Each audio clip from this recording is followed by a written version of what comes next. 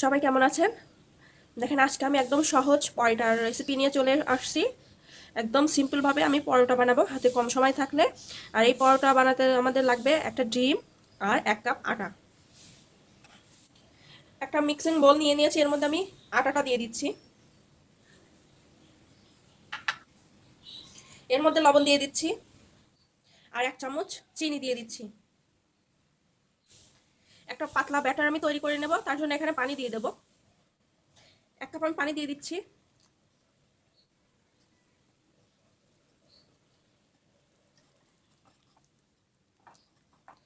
এবার আমি পাতলা একটা ব্যাটার তৈরি করে নিচ্ছি।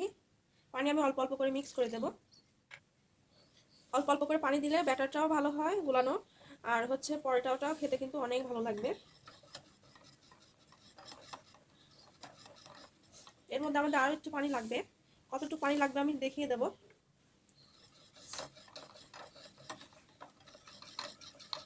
এর মধ্যে চিনি দেওয়া হয়েছে তো, তাই একটু বেশি সময় নিয়ে কিন্তু আমরা এটা নেড়ে চেড়ে নেব।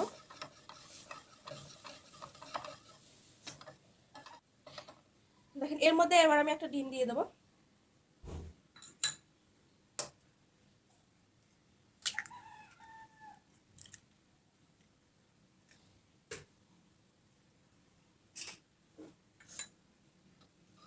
ডিমটা আমি ভালো করে ফেটিয়ে নেব।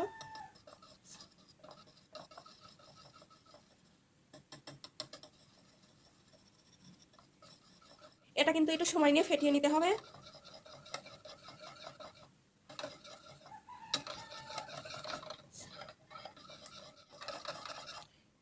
দেখেন ব্যাটারটা আমাদের তৈরি হয়ে গেছে। আর এখানে আমাদের 1 কাপ আর হাফ কাপ পানি লেগেছে। এবার আমি নাস্তাটা তৈরি করে নেব। দেখেন প্যানটা আমি গরম করে এর মধ্যে 1 ফোঁটা তেল দিয়ে কিন্তু ব্রাশ করে নিয়েছি। এর মধ্যে এখন আমি নাস্তার ব্যাটারটা দিয়ে দেবো।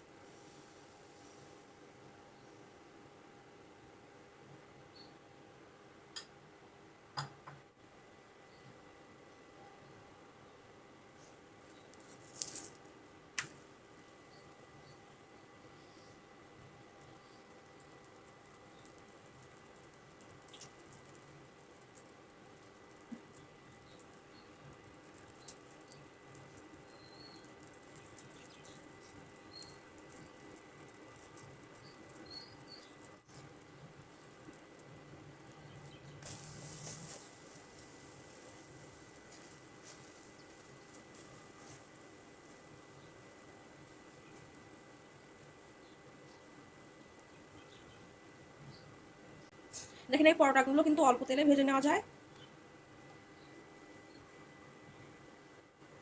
দেখেন আমাদের দুই পাশে ভাজায় কিন্তু সুন্দরভাবে হয়ে গেছে।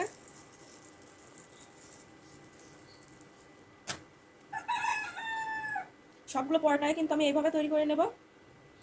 দেখেন প্রত্যেকটা পরোটা ভাজার আগে কিন্তু তেল দিয়ে দিতে হবে।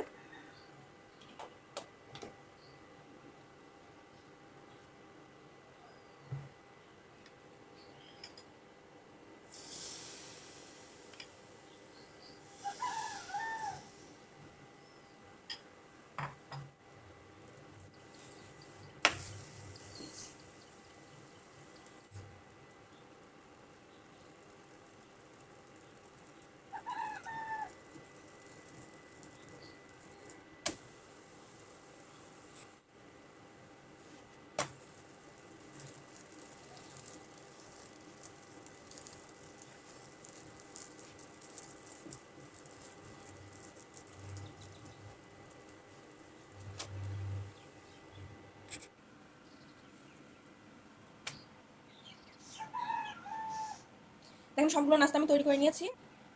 আশা করি আপনাদের অল্প সময়ে একদম অল্প উপকরণ দিয়ে এবং অল্প তেল দিয়ে পরোটার রেসিপি অনেক ভালো লাগবে। সবাই ভালো থাকবেন। খুদা হাফেজ।